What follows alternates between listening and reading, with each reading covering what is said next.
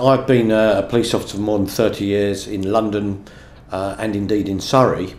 Worked all over the world, from Iraq to New York over the years. I've always taken a real interest in policing. I'm very concerned about what I see now as the politicisation of policing, and I would like to take this role up because I want to make sure the Surrey people get the policing delivery in this area that they deserve. I know what's important to the people of Surrey, because so many of them have told me. They're concerned about antisocial behaviour, they're concerned about people burgling their houses, they're concerned about people dealing drugs to our young children, and they also want them to have their criminal assets taken off them and paid for visible street policing. That's what I hope to be able to do, bring a zero tolerance policing approach to antisocial behaviour by yobs and drunken louts, make sure Surrey Police are focusing down hard on the people who burgle our homes, put a stop to people dealing drugs to our children and take their money off them to pay for more police officers out on the street.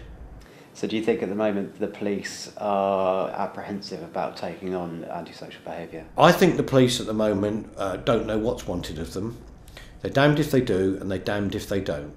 Some people say to them, we want you to get stuck in, and if they do, they get criticised.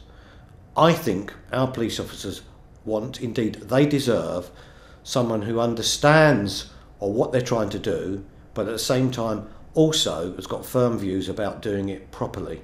What that means is, as I said before, is I will support our officers, providing what they do is in the best interest of the public and the police service. To move on to the issue of drugs, we've recently said there's still a big problem in Surrey, that the drug dealers can be found in every school. How would you tackle this, and how widespread do you think the problem is? Well, I base that on my experience when I was the Detective Chief Inspector responsible for policing Elmbridge, when we discovered in virtually every school there were people in the older years bringing drugs into schools, one form or another. The way to deal with this, of course, is education to young people of the dangers of some of these substances, but of course one needs to focus on the predators who live off the backs of our children, and by that I mean the drug dealers who then encourage other young people to bring drugs into our schools, our youth clubs and places where young people go to. I know it was in the sixth form of my own son's school, and I'm fairly certain you would find elements of it in almost every other school in the county if you but scratch the surface.